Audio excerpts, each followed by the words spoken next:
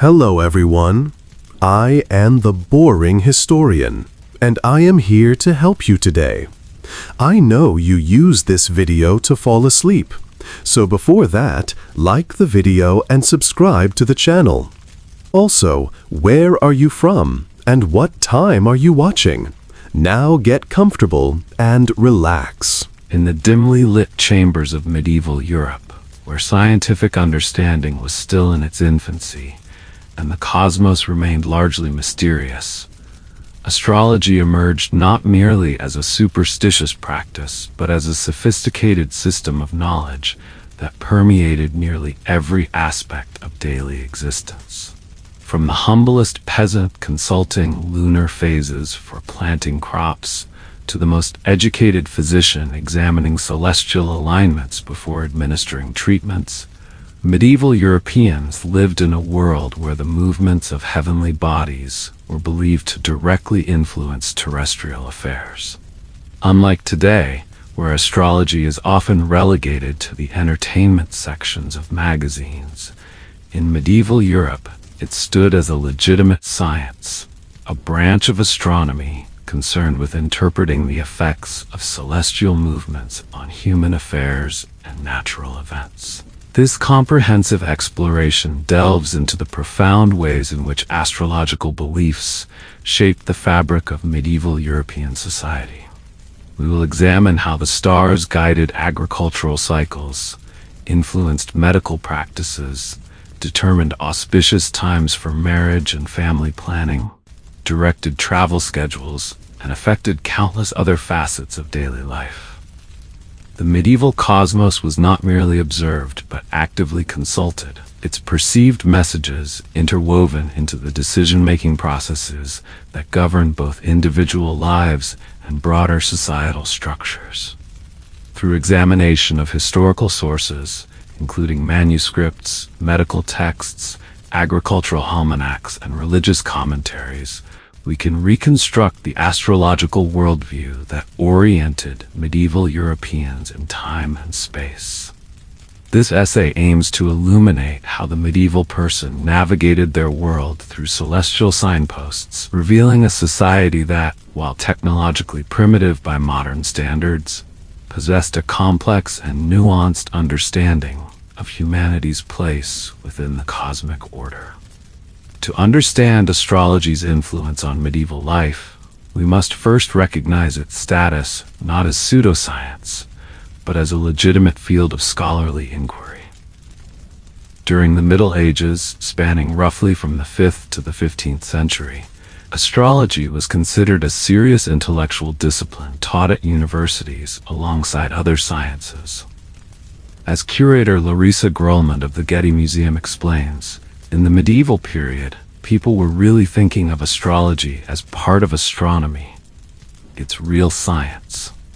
This scientific conception of astrology divided the discipline into two primary branches: natural astrology, which concerned itself with predicting natural events like weather patterns and agricultural outcomes, and judicial astrology, which focused on how celestial movements affected human affairs, from individual personalities to the fates of nations. Both branches were considered legitimate areas of study, with natural astrology particularly respected for its practical applications. Medieval astrology operated within a cosmological framework inherited from classical antiquity, particularly from Ptolemy's works, which placed Earth at the center of the universe. This geocentric model featured concentric spheres containing the 7 visible planets: the Moon, Mercury, Venus, the Sun, Mars, Jupiter, and Saturn, followed by the sphere of fixed stars containing the zodiac constellations. Each celestial body was believed to possess specific qualities and influences. The Sun represented vitality and authority. The Moon governed fluids, emotions, and growth cycles. Mars controlled aggression and courage. Venus ruled love and fertility. Mercury influenced communication and intelligence. Jupiter governed wisdom and prosperity. And Saturn dominated melancholy and restriction. The 12 zodiac signs, each occupying a 30-degree segment of the ecliptic, were grouped into 4 elemental categories: fire, Aries, Leo, Sagittarius; earth, Taurus, Virgo, Capricorn; air, Gemini, Libra, Aquarius; and water, Cancer, Scorpio, Pisces. These signs were believed to influence not only human personality, but also the optimal timing for various activities throughout the year. As Brian C. Keene notes, in the medieval world, from about 500 to 1500, astronomy was a required field of study. From London to Baghdad and beyond, students of medicine, philosophy, and even theology carefully observed the astrological relationship between the 12 signs of the zodiac and one's physical, mental, and spiritual well-being. While modern observers might expect conflict between Christian doctrine and astrological practice, medieval Europeans largely reconciled these systems. The influential theologian Thomas Aquinas helped establish boundaries that allowed astrology to flourish within Christian Europe by distinguishing between deterministic astrology, which would contradict free will, and a more moderate form that acknowledged celestial influences without removing human agency. The Christian adaptation of astrology was evident in cathedral artworks featuring zodiac imagery, calendars of saints' days organized by astronomical observations, and even in the timing of religious festivals. For instance, Easter's date is determined by the first Sunday after the first full moon following the spring equinox, a calculation combining solar, lunar, and ecclesiastical considerations. Perhaps nowhere was astrology more directly applicable to daily life than in agriculture, where livelihoods depended on successful crops. Medieval farmers relied heavily on astrological guidance for agricultural operations, consulting almanacs and calendars that provided detailed instructions based on celestial positions. The most fundamental astrological influence on agriculture came through lunar phases. The waxing moon, increasing in light between new and full, was considered ideal for planting above-ground crops, as the increasing moonlight was thought to stimulate leaf growth. Conversely, the waning moon, decreasing in light between full and new, was deemed appropriate for root crops, as energy was believed to be directed downward into the soil during this period. Beyond simple lunar phases, agricultural astrology provided complex systems for timing various farming activities. Medieval almanacs advised specific zodiacal positions for different agricultural tasks. As documented in agricultural astrological practices, the most favorable times for planting above-ground leafy crops is said to be when the moon is in the leaf water signs, Cancer, Pisces, Scorpio, and the underground root crops when the moon is in the root earth signs, Capricorn, Taurus, Virgo. A fascinating example comes from medieval electional astrology for harvesting medicinal herbs. Nicholas Culpeper, a 17th-century physician whose work drew heavily on medieval traditions, provided detailed instructions. It is an herb of the sun in Leo, and should be gathered when he is there, and the moon applying to his good aspect. Let it be gathered in his hour or in the hour of Jupiter. Let Sol be angular. Such precise astrological timing was believed to enhance the medicinal properties of plants, making them more effective remedies. The zodiac functioned as an agricultural calendar, dividing the year into 12 segments corresponding to different agricultural activities. Medieval manuscripts often depicted these connections through labors of the months illustrations, showing the appropriate seasonal tasks alongside zodiacal symbols. For example, March, Aries, might show pruning vines. April, Taurus, depicted spring planting. July, Cancer, illustrated haymaking. September, Virgo, showed the grape harvest. And November, Sagittarius, depicted slaughtering pigs for winter preservation. These zodiacal associations helped farmers track seasonal progression and plan agricultural work accordingly. The Old Farmer's Almanac, which continues this tradition today, has its roots in medieval astrological farming practices. These medieval agricultural calendars provided guidance not only for crop cultivation, but also for animal husbandry. For example, agricultural astrology encourages poultry farmers to set up their chickens' eggs to hatch when it is a new moon and in a fruitful sign. It claims that chicks hatched during this time grow faster and produce more offspring. Historical records from Glastonbury Abbey in England provide a concrete example of astrological agriculture in practice. The abbey's extensive landholdings required careful management, and surviving accounts show how monastic administrators integrated astrological timing into their agricultural operations. The abbey's calendar, organized according to both religious feasts and astrological events, directed when to plow, sow, harvest, and store crops. Planting typically began when the sun entered Taurus, approximately April 21, considered an auspicious time for growth, as Taurus is an earth sign ruled by Venus, associated with fertility. Harvest operations intensified when the sun entered Virgo, around August 23, an earth sign ruled by Mercury that was associated with analytical precision and careful work. Surviving monastic records show that even weather predictions relied on astrological interpretations. For instance, a conjunction of Saturn and Mars in a water sign might prompt early harvesting due to anticipated heavy rains, while favorable aspects between Jupiter and the Sun might encourage expanded planting due to expected favorable conditions.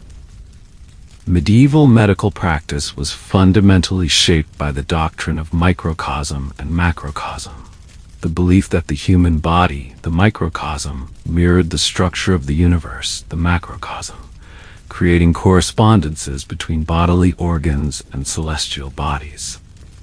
This concept established a theoretical foundation for astrological medicine.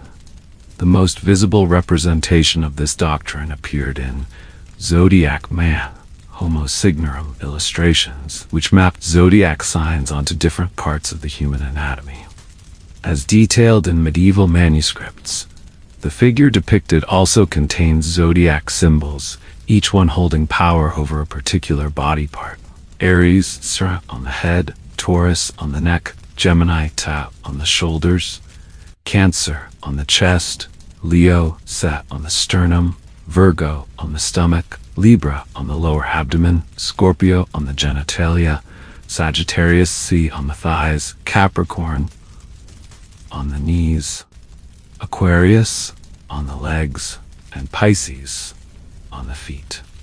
These correlations were not merely symbolic, but guided practical medical decisions. When a particular body part required treatment, physicians consulted celestial charts to determine whether the zodiac sign governing that area was favorably positioned.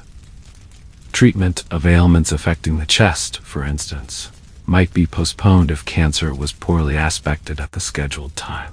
The Galenic system of 4 bodily humors, blood, phlegm, yellow bile, and black bile, formed the cornerstone of medieval medicine, and astrology was integral to humoral diagnosis and treatment. Each humor corresponded to particular planets, zodiac signs, and elements, creating a complex diagnostic framework. As Larissa Grollemond explains, toward the end of the Middle Ages, and especially in the 15th century, astrology is really bound up with the idea of humoral balance and humoral thinking.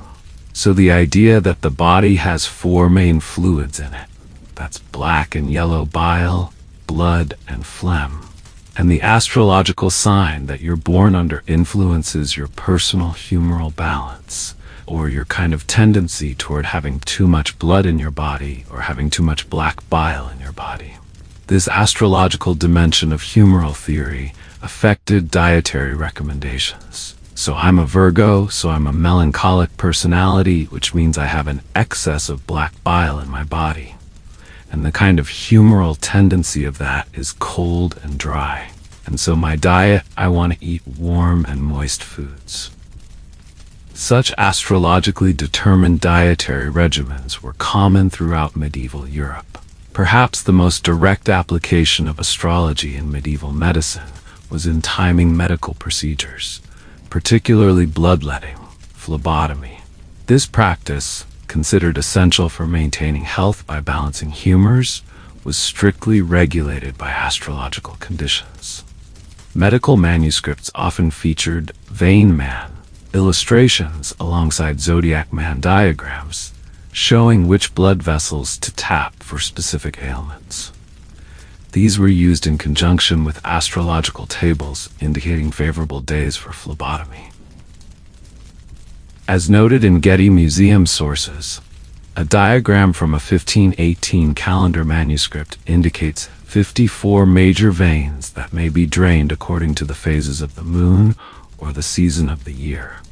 This practice of bloodletting, an ancient medical process of withdrawing blood, seeks to balance bodily fluids known as humors, such as black and yellow bile and phlegm. The moon's position was particularly crucial for bloodletting decisions, as it was believed to govern bodily fluids. Physicians generally avoided bloodletting when the moon occupied the zodiac sign governing the body part to be treated, fearing excessive bleeding. Similarly, certain planetary configurations were considered dangerous for surgical interventions, particularly conjunctions involving Mars, associated with bleeding and inflammation, or Saturn, associated with chronic illness and poor healing. The practices at Florence's Santa Maria Nuova Hospital, one of Europe's oldest hospitals, founded 1288, demonstrate astrological medicine in an institutional context. Hospital records reveal systematic use of astrological timing for medical procedures. The hospital employed an astrologer who worked alongside physicians to determine propitious times for treatments. Patient records frequently include notations of celestial conditions alongside symptoms and treatments. For instance, treatments for respiratory ailments might be scheduled when the moon was in Gemini, governing the lungs, but favorably aspected by Jupiter, associated with healing, rather than Saturn, associated with chronic illness.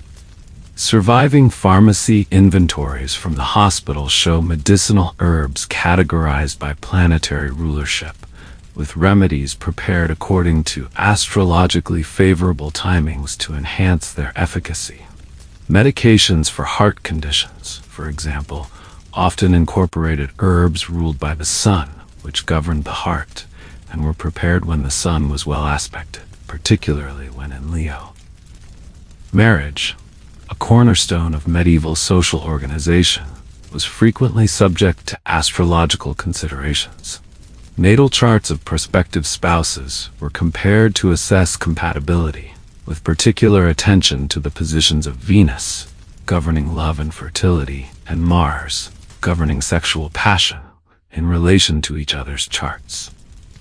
While most peasants lacked access to formal horoscopes, simplified astrological matchmaking persisted through folk traditions. For instance, marriages between individuals of complementary elemental signs, fire with air, earth with water, were generally encouraged, while certain combinations were considered particularly challenging, such as fixed signs, Taurus, Leo, Scorpio, Aquarius, paired together, as both parties might prove too stubborn for harmonious relations. The timing of weddings was carefully selected using electional astrology. Favorable configurations typically included a well-dignified Venus in harmonious aspect to Jupiter, prosperity, while avoiding Venus in retrograde motion or afflicted by malefic planets. Wedding dates clustering in June, when the sun was in Gemini or Cancer, reflected not just practical agricultural considerations, but astrological wisdom that these signs favored communication and emotional bonding respectively.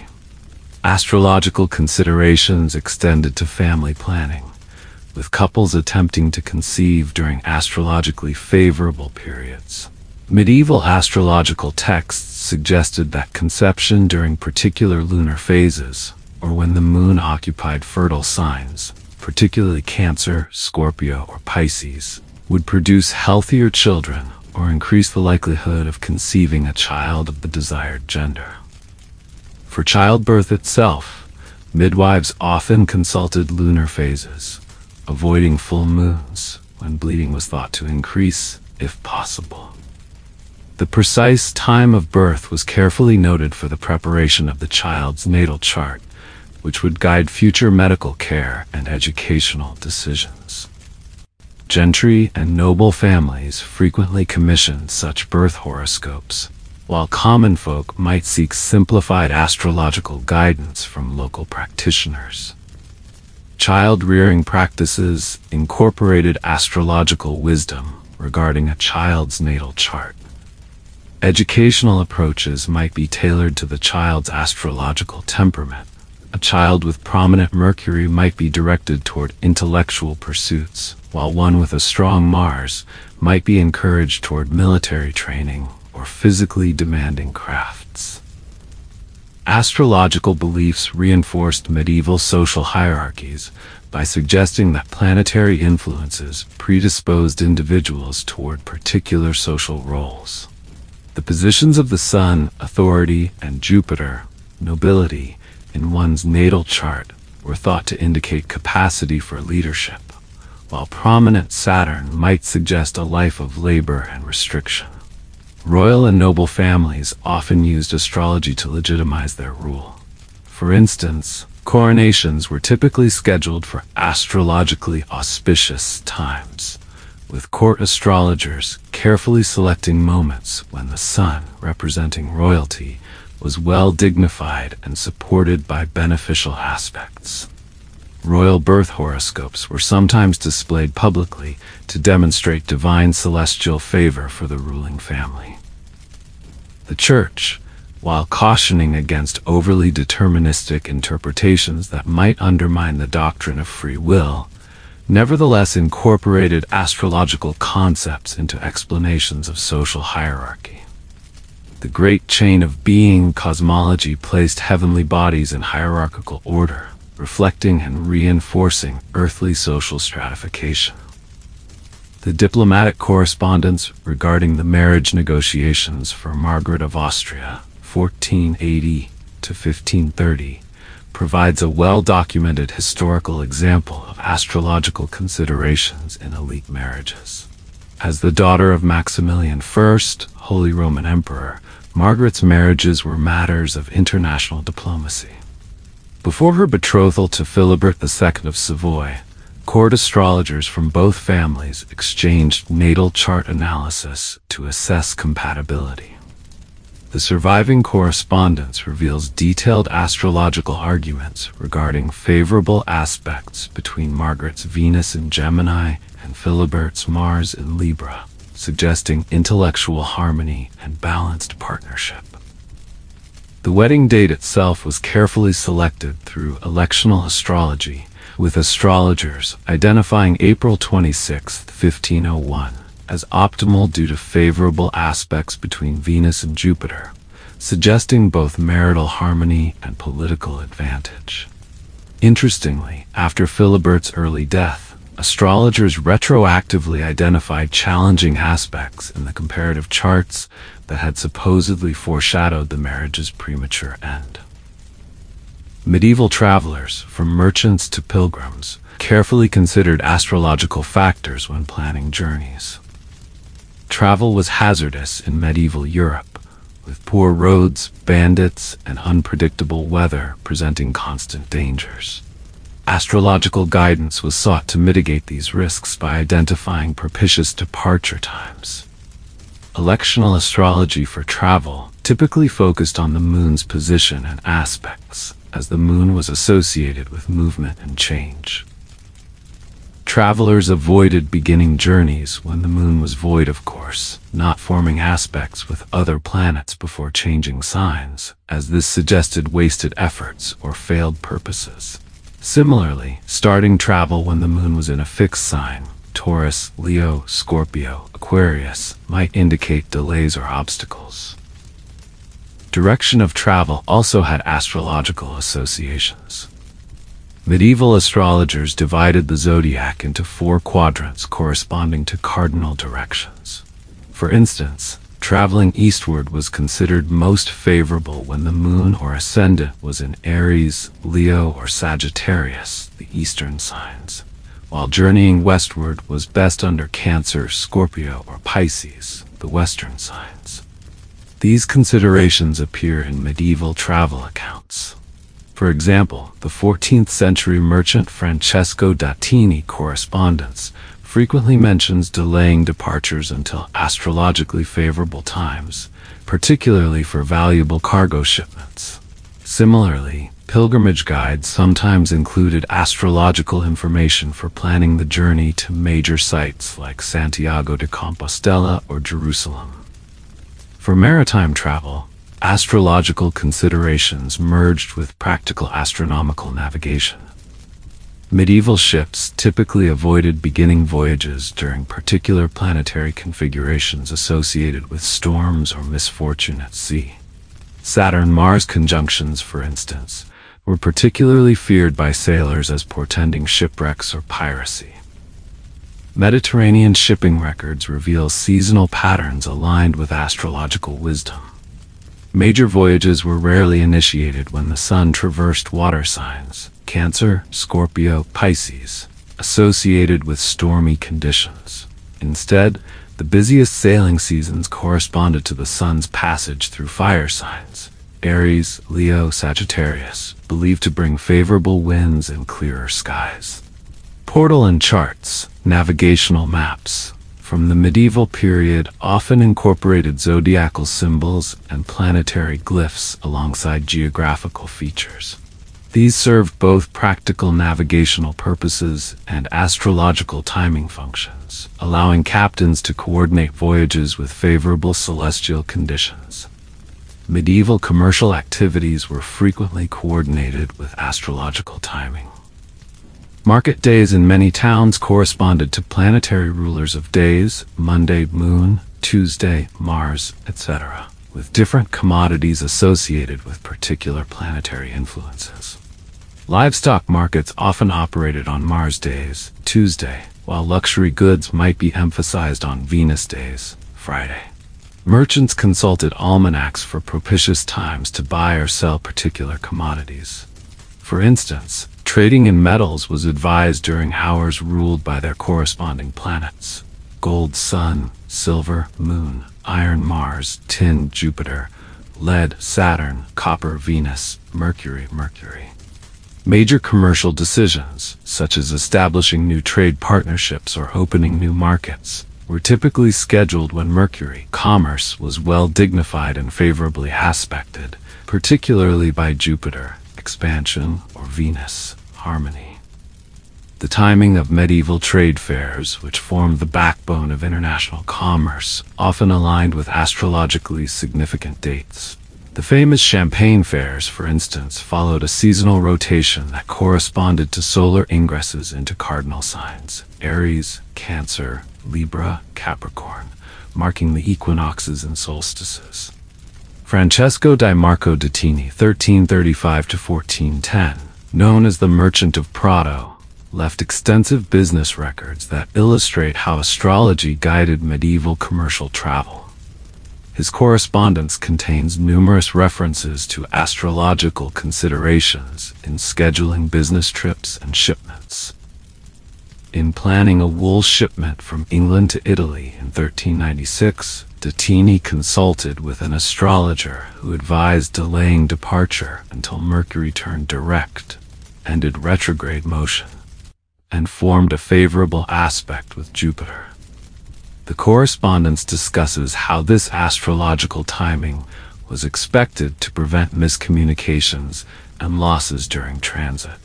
Similarly, da Tini's records show he scheduled the opening of a new branch office in Barcelona to coincide with the sun's ingress into Leo, his own sun sign, believing this alignment would bring prosperity to the venture. The branch indeed became one of his most profitable, which da Tini attributed partly to its auspicious foundation. Beyond individual practices, astrology influenced collective decision-making in medieval urban centers. City founding and major civic projects were often scheduled according to electional astrology, with foundation stones laid at astrologically propitious moments. Municipal records from cities like Florence, Nuremberg, and Bologna reveal that town councils frequently consulted astrologers before undertaking major civic projects.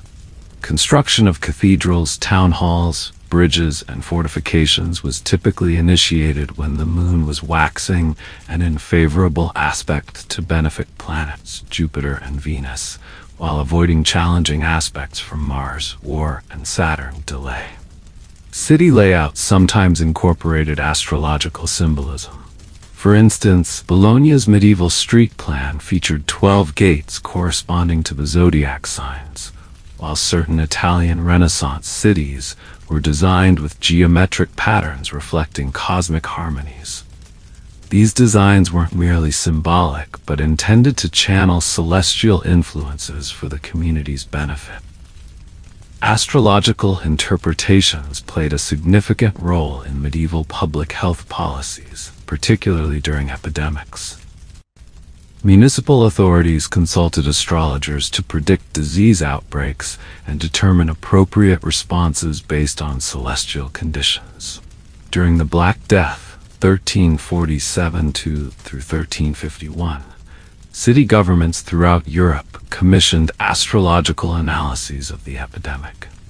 These typically attributed the plague to malefic conjunctions, particularly a Saturn-Jupiter-Mars conjunction in Aquarius that preceded the outbreak. Based on such astrological interpretations, cities implemented quarantine measures, organized public prayers, and regulated diet and lifestyle according to astrological recommendations.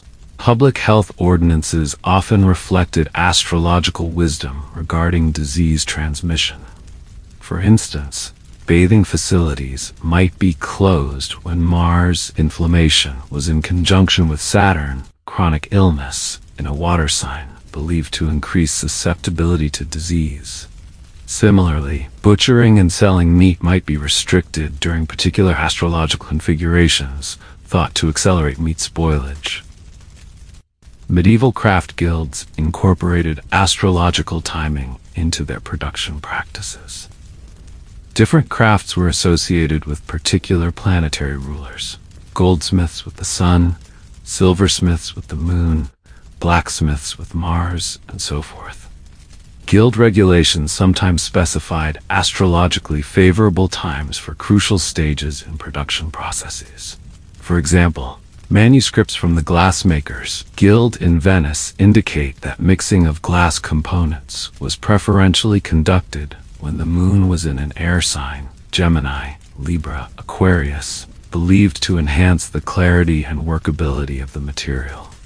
Similarly, alchemical processes, which influenced many craft traditions, were carefully timed according to planetary hours and aspects.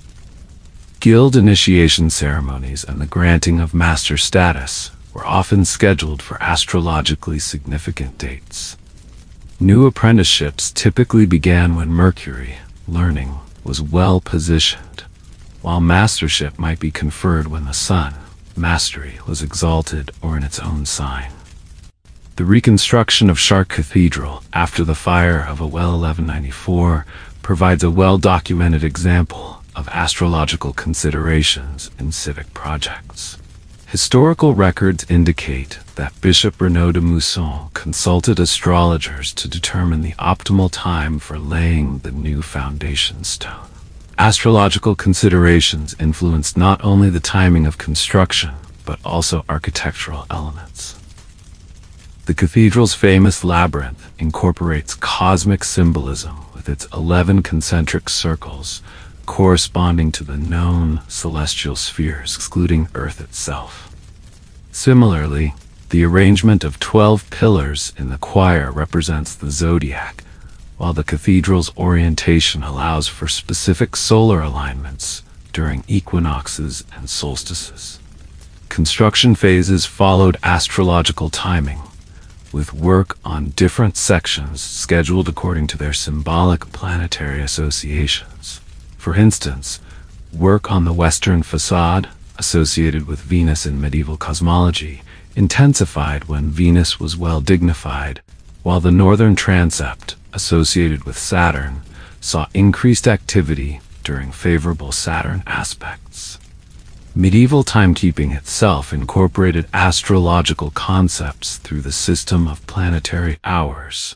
Unlike modern hours of consistent length, planetary hours divided daylight and nighttime into 12 divisions each, with hours varying in length according to season. Each hour was ruled by a particular planet following the Chaldean order: Saturn, Jupiter, Mars, Sun, Venus, Mercury, Moon. This system influenced scheduling of daily activities.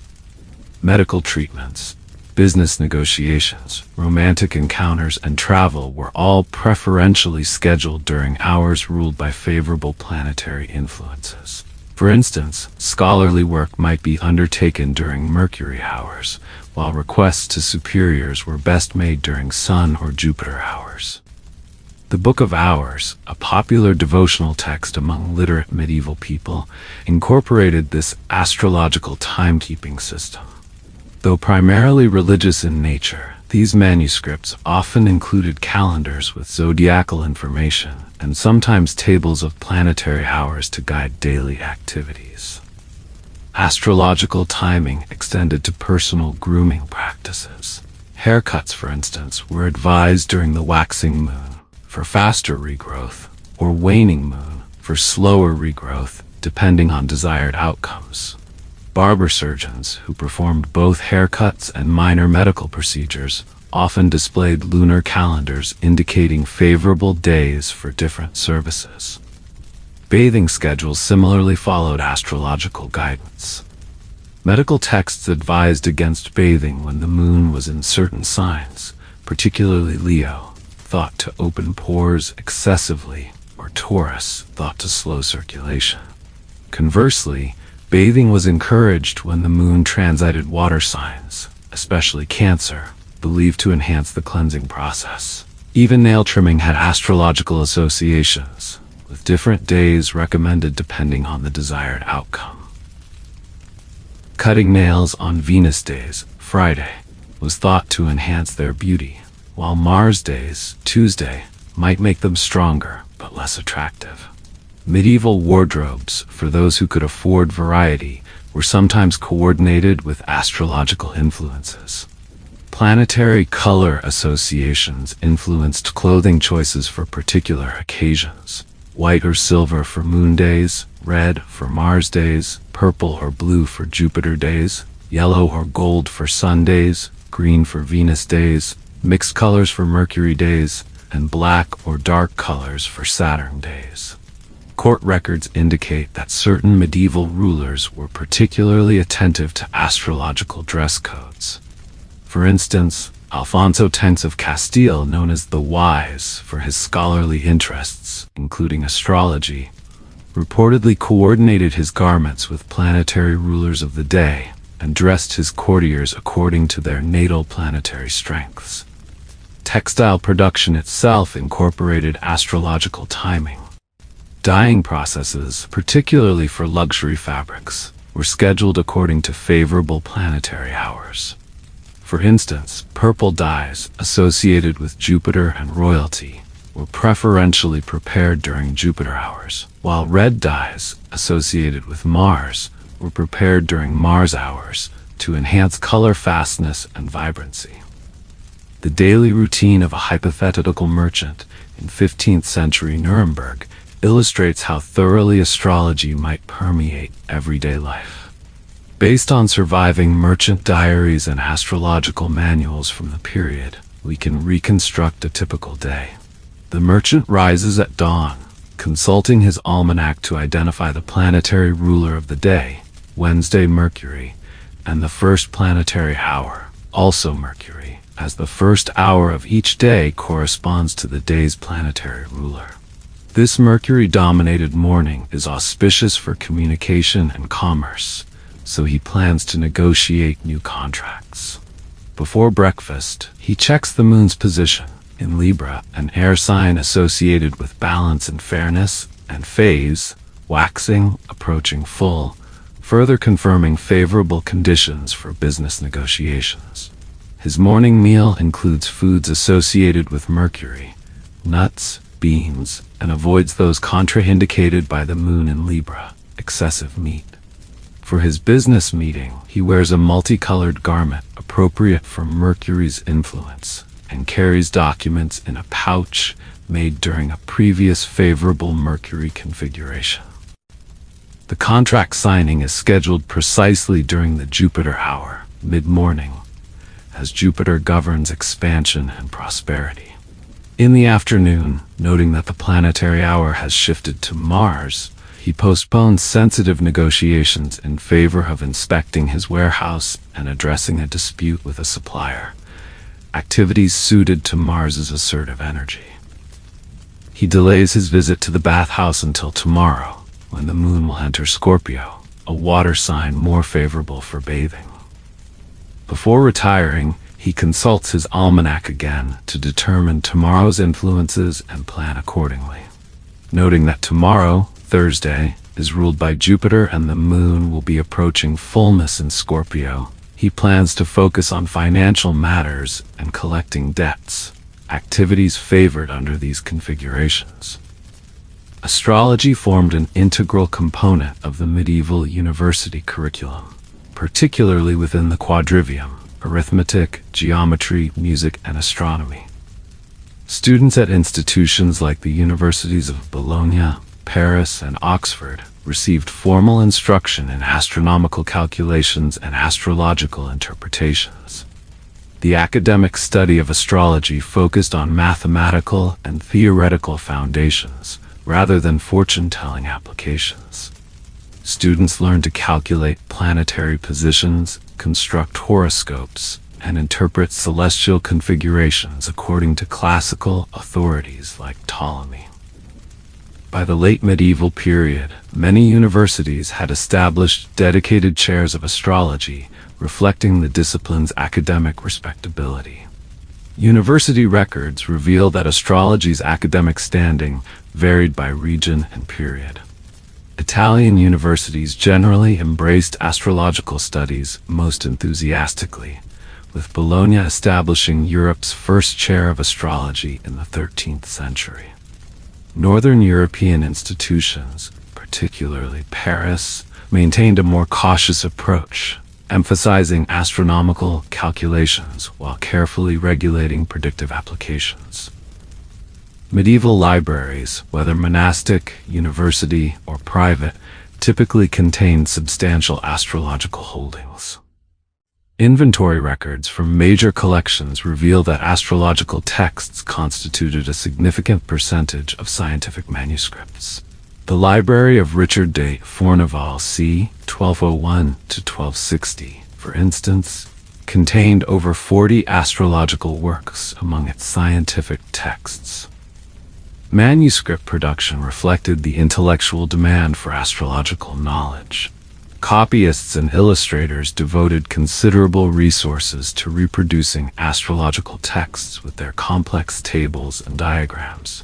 The expense involved in creating such manuscripts, often lavishly illustrated with gold leaf and precious pigments, indicates the high value placed on astrological knowledge. The transmission of astrological texts also reveals medieval Europe's intellectual connections to other cultures. Many important astrological works entered European intellectual life through translations from Arabic sources, particularly during the 12th century translation movement centered in Toledo. These translations introduced sophisticated astrological concepts from Islamic scholars who had preserved and expanded upon classical knowledge. Astrology's influence extended across medieval intellectual disciplines, informing fields from natural philosophy to music theory. Natural philosophers incorporated astrological concepts into explanations of physical phenomena, attributing natural events like tides, weather patterns, and geological activities to celestial influences.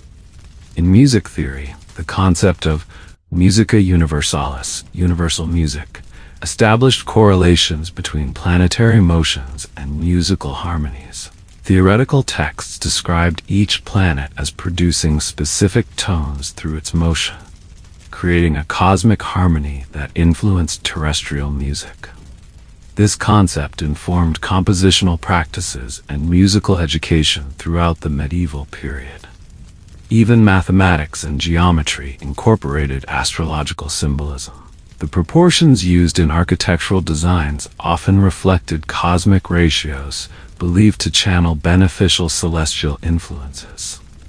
Similarly, medical illustrations frequently employed geometric arrangements based on astrological principles to represent the body's connection to cosmic forces. The career of Simon de Farges, a 15th-century French astrologer, illustrates astrology's place in late medieval intellectual life. As a court astrologer to King Charles VIII, Simon maintained an extensive library of over 200 astrological manuscripts, which was inventoried when ecclesiastical authorities investigated him for potentially illicit practices in 1490. The inventory of Simon's library reveals the breadth of medieval astrological knowledge. It included classical works by Ptolemy, Arabic treatises by Al-Kindi and Al-Bumassar, Jewish astrological texts, and contemporary European works. The collection covered medical astrology, electional techniques, astronomical calculations, and astrological history. Simon's case also demonstrates the tension surrounding astrological practice. While the French court valued his services, theological concerns about determinism led to ecclesiastical scrutiny. The Faculty of Theology at the University of Paris reviewed his library, distinguishing between acceptable natural astrology, prediction of natural events, and questionable judicial astrology, prediction of human affairs. This distinction helped preserve astrology's intellectual legitimacy while addressing theological concerns. Astrological knowledge in medieval Europe was stratified along social and educational lines, with different social classes accessing astrological guidance through distinct channels. The elite, nobility, wealthy merchants, high clergy, and scholars had access to personalized horoscopes, detailed electional astrology, and written astrological treatises. They could commission comprehensive natal charts and consult trained astrologers for major decisions. By contrast, common people typically encountered astrology through simplified systems transmitted orally or through visual media. Parish churches often featured zodiac imagery that communicated basic astrological concepts to illiterate populations. Market astrologers provided simplified readings, while almanacs with basic astrological information became increasingly available to the merchant and artisan classes after the advent of printing. This stratification created parallel astrological traditions.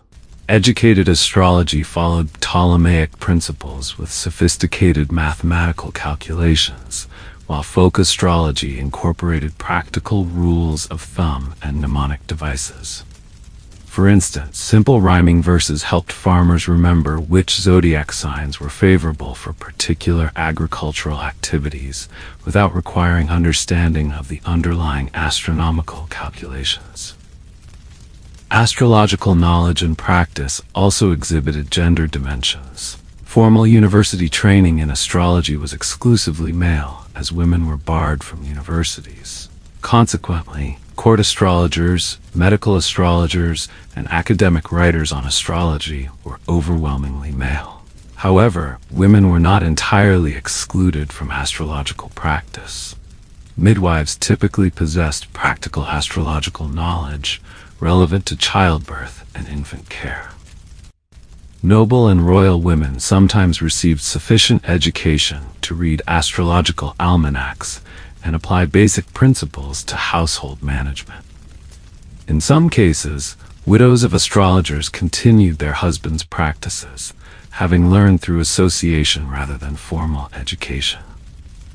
Folk astrological traditions, particularly those related to herb gathering, weather prediction, and fertility, were often transmitted through female networks. These traditions incorporated astrological timing without necessarily using formal astrological terminology or requiring literacy. Astrological practices varied significantly between urban and rural contexts.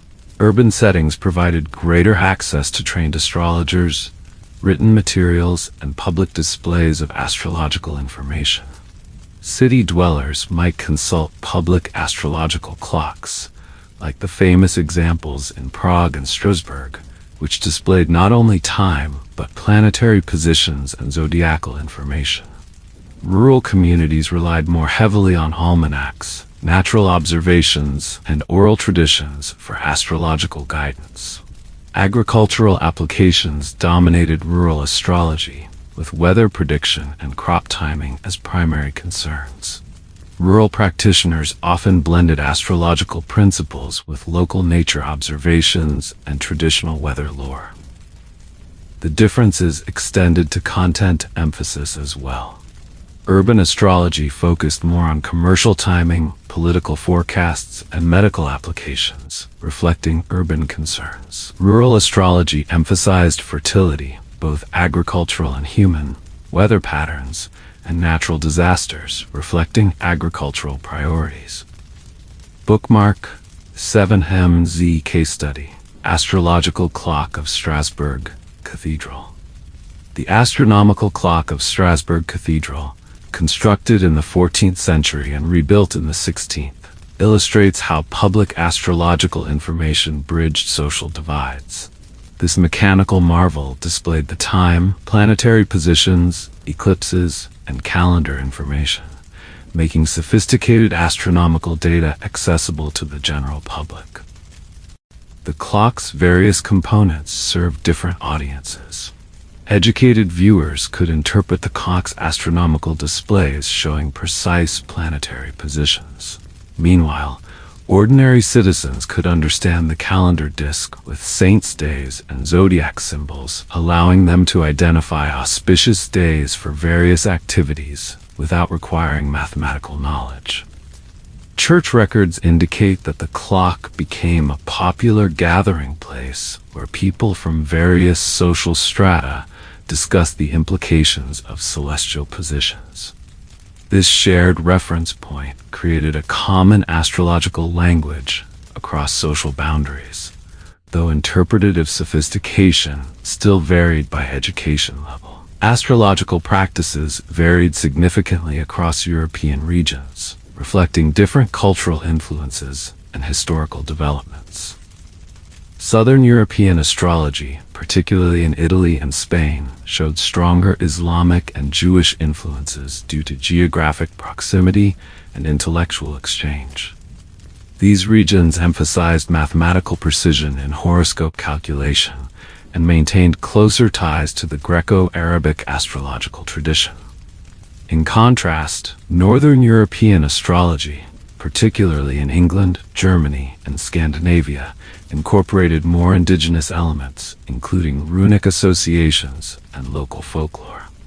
These regions placed greater emphasis on lunar cycles and weather prognostication, reflecting climatic concerns in northern latitudes where agricultural margins were narrower.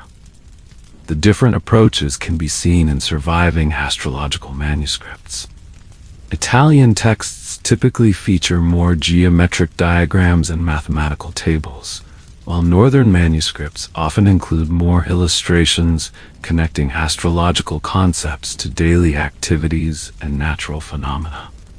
This difference reflects not only cultural variations, but practical adaptations to regional needs and educational patterns. Certain cities emerged as particular centers of astrological learning and practice, each developing distinctive traditions. Toledo became renowned for astrological translations and multicultural synthesis, bringing together Christian, Islamic, and Jewish astrological traditions. The Toledo tables, astronomical calculations used throughout Europe for casting horoscopes, exemplified this city's influence on medieval astrological practice. Paris developed a more theologically cautious approach to astrology, reflecting the influence of its university's theology faculty. Parisian astrology emphasized the distinction between natural and judicial astrology, carefully avoiding deterministic interpretations that might conflict with Christian doctrine.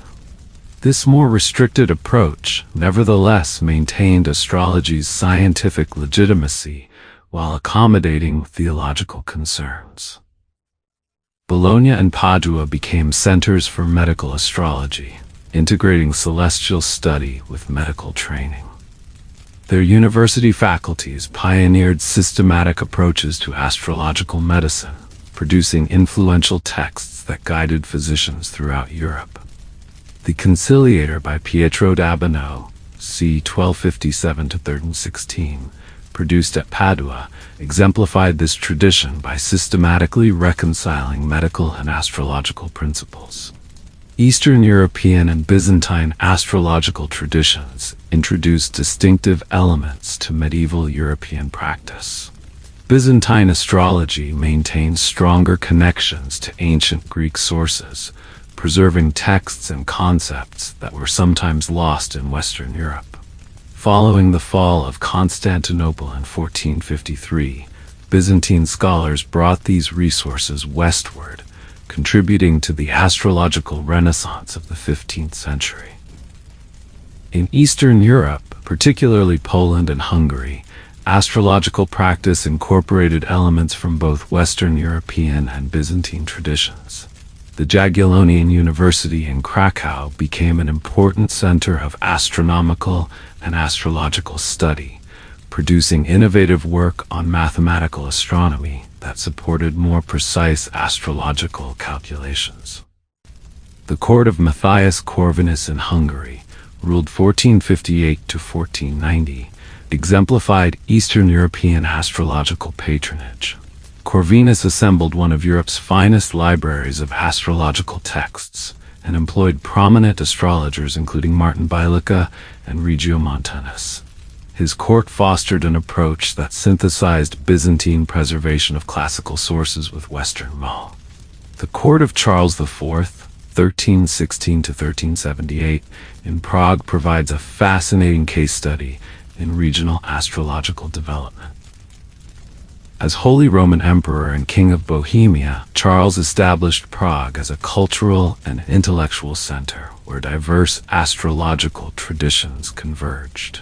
Charles founded the University of Prague in 1348 with a strong emphasis on astronomical and astrological studies. The university's curriculum integrated astrological content from various European traditions, creating a distinctive synthesis. Astronomical instruments at the university, including an astrolabe designed by Czech astronomer Krzysztof of Prchatis, reflected this synthesis of traditions. The emperor's personal interest in astrology manifested in Prague's architecture and urban planning. The layout of his new town, Nové Město, incorporated astronomical alignments, while Karlstein Castle featured astrological symbolism throughout its decoration.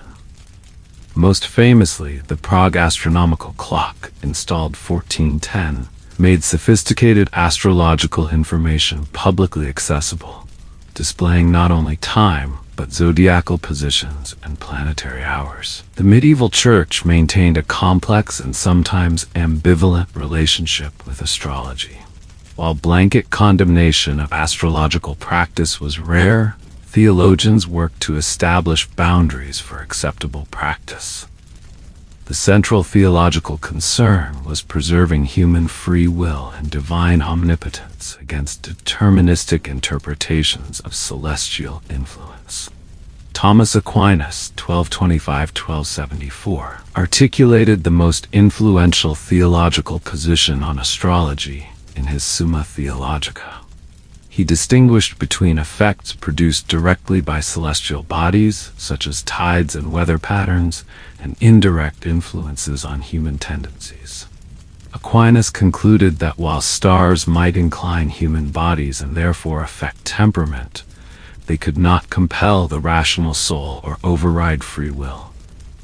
This nuanced position allowed natural astrology, prediction of weather, tides, and other natural phenomena to flourish with ecclesiastical approval, while placing limitations on judicial astrology, prediction of human affairs. Even within judicial astrology, general tendencies could be acceptably predicted, while claims of inevitable specific outcomes were condemned as undermining free will. Legal codes in medieval Europe typically regulated rather than prohibited astrological practice. Municipal regulations in many cities required astrologers to obtain licenses, much like physicians and other professionals. These regulations sought to distinguish legitimate practitioners from charlatans and to prevent potentially harmful applications. For instance, 14th century Florentine regulations required practicing astrologers to register with the Guild of Physicians and Apothecaries, demonstrating their qualification through examination. Similar requirements existed in other Italian cities, where astrology was particularly integrated into civic life. These regulations helped maintain professional standards while providing legal recognition for the discipline. Legal restrictions typically focused on specific applications rather than astrology itself. Astrological magic and certain forms of divination faced legal prohibition, while medical and agricultural applications received official sanction. Particularly concerning to authorities was the application of astrology to questions of state security, such as predicting a ruler's death or political upheavals. Official church pronouncements on astrology evolved throughout the medieval period. The early medieval church, influenced by Augustine's skepticism toward astrological claims, maintained greater distance from astrological practice. However, by the high and late medieval periods, more nuanced positions emerged as natural philosophy incorporated Aristotelian and Ptolemaic concepts. Pope John XII's bull Super Ilius Specula, 1326, exemplifies this nuanced approach. While condemning magical practices, including certain applications of astrology, it did not prohibit astrology as a discipline. The bull focused specifically on demonic invocation and harmful magic, leaving room for natural astrological practice. By the 15th century, several popes employed court astrologers, despite theological reservations about certain applications. Pope Sixtus IV, pontificate 1471 to 1484, himself educated in astrology, commissioned astrological frescoes for the Vatican, and appointed the astrologer Conrad Heingarter to his court. This practical acceptance alongside theoretical caution characterized the late medieval ecclesiastical approach. The trial and execution of astrologer Cecco d'Ascoli, Francesco Stabili, c. 1269 to 1327, illustrates the boundaries of acceptable astrological practice in medieval society. As a professor of astrology at the University of Bologna and author of the astrological work Acerba, Cecco represented the academic mainstream of his discipline. Cecco's legal troubles began with accusations that he had taught deterministic astrology that undermined free will and had applied astrological interpretations to Christ's life, crossing the boundary between natural philosophy and theology. After an initial conviction that resulted in confiscation of his books and a ban from teaching, Cecco moved to Florence. In Florence, continued controversial teachings led to a second trial by the Inquisition in 1327. Specific charges included claiming that celestial forces had compelled Christ's poverty and crucifixion, practicing astrological magic, and teaching deterministic doctrine. Found guilty, Cecco was burned at the stake, an exceptional punishment that underscored the seriousness of his perceived transgression. Importantly, Cecco's case was unusual precisely because most astrologers operated within accepted boundaries. His execution served as a warning about crossing from acceptable natural philosophy into prohibited determinism and theological application, rather than as a condemnation of astrology itself. The late medieval and early Renaissance periods witnessed significant transformations in astrological practice. The scientific revolution, beginning in the 16th century, gradually altered the cosmological framework underlying traditional astrology. Copernicus's heliocentric model, published 1543, challenged the geocentric Ptolemaic system that had provided astrology's astronomical foundation for centuries. Despite these astronomical developments, astrological practice demonstrated remarkable resilience and adaptability. Many astrologers incorporated new astronomical discoveries while maintaining traditional interpretative frameworks. Johannes Kepler, 1571 to 1630, while reforming astronomy with his laws of planetary motion, continued practicing and defending a reformed astrology based on geometric planetary relationships rather than zodiacal signs. The gradual separation of astronomy and astrology as distinct disciplines began during this transitional period. Previously considered aspects of the same field, with astronomy providing calculations for astrological interpretation, they increasingly diverged in methodology and academic status. By the 17th century, universities that had once taught both as complementary subjects began removing astrology from their curricula. The printing revolution significantly impacted astrological practice by democratizing access to astrological information. Before the advent of printing, astrological texts were primarily accessible to scholars and elites who could afford expensive manuscripts. The mass production of affordable almanacs and prognostications transformed popular engagement with astrology. Annual almanacs, often selling thousands of copies, brought simplified astrological guidance to broader audiences. These publications typically included calendars marked with planetary positions, favorable days for various activities, weather predictions, and general prognostications. By the late 15th century, astrological almanacs ranked among the most popular printed materials in Europe. This democratization had complex effects on astrological practice. While making basic astrological timing accessible to ordinary people, mass-produced texts often simplified complex astrological traditions. This simplification contributed to a growing divide between popular astrological practice and the more sophisticated approaches maintained by educated practitioners. Despite institutional decline, astrological concepts persisted in European folk practices well beyond the medieval period. Agricultural customs retained lunar and zodiacal timing long after their astrological origins faded from explicit recognition. Planting by the moon and zodiac remained common practice in many rural communities into the 20th century. Linguistic evidence attests to astrology's cultural persistence. Astrological terminology entered everyday language through expressions that outlived their original contexts. Considering someone Saturnine, influenced by Saturn, hence melancholic, mercurial, influenced by Mercury, hence volatile, or jovial, influenced by Jupiter, hence cheerful.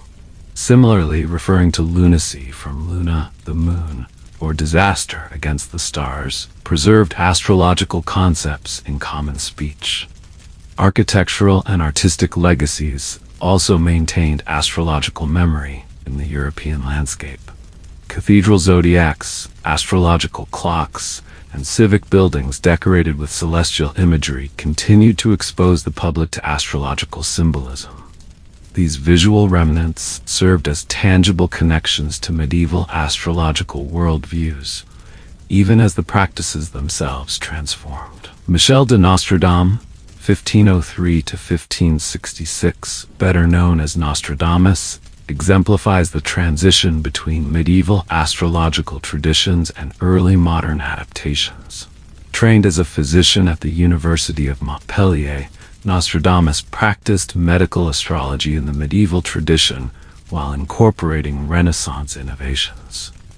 Nostradamus's famous prophecies, published as Les Prophéties 1555, combined traditional astrological methods with newer approaches. While using conventional techniques like planetary conjunctions to time predictions, he departed from medieval practice by presenting results as enigmatic quatrains rather than straightforward prognostications. This approach, obscuring methodology and predictions alike, helped his work evade both scientific criticism and religious censure.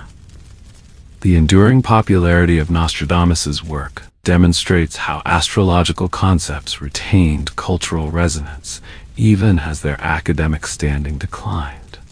His synthesis of medieval astrological methods with Renaissance literary techniques created a bridge between traditional astrological worldviews and emerging modern sensibilities, allowing astrological concepts to persist in transformed guise. Medieval astrology provided more than just occasional guidance. It offered a comprehensive framework for interpreting the world and humanity's place within it. By establishing correspondences between celestial movements and terrestrial events, astrological thinking created coherence in a world that might otherwise seem chaotic and unpredictable. This interpretive framework extended across scales from the cosmic to the mundane. At the grandest level, astrological cycles structured historical understanding through theories of planetary conjunctions and the precession of equinoxes. At the personal level, the same principles guided daily decisions about health, relationships, and practical activities. This conceptual continuity across scales provided intellectual and psychological comfort in a world filled with uncertainty. The astrological worldview was remarkably holistic, integrating natural philosophy, medicine, agriculture, religion, and social customs into a coherent system. Unlike the modern compartmentalization of knowledge, medieval astrology connected disciplines that are now considered separate. A medical text might reference agricultural principles, which in turn related to religious calendars, creating an interconnected web of knowledge united by celestial correspondences. While modern perspectives might dismiss medieval astrological practices as mere superstition, this view fails to recognize the rational adaptations embedded within the system. Many astrological guidelines, particularly those concerning agriculture and health, encoded generations of practical observations about natural cycles and environmental relationships. Lunar agricultural guidelines, for instance, corresponded to observable tidal effects on groundwater and sap flow. Seasonal health recommendations attributed to planetary influences often contained sensible adaptations to changing weather conditions. By framing these observations in astrological terms, medieval culture created memorable systems for transmitting practical knowledge across generations. The sophistication of medieval astrological thinking is evident in its mathematical foundations and systematic approach. Practitioners developed complex computational tools, maintained careful observational records, and revised interpretations based on experience. While operating from premises that modern science has superseded, medieval astrologers applied rigorous methodology within their conceptual framework. The astrological worldview that shaped medieval European life offers a valuable perspective on our modern relationship with time, nature, and cosmic context.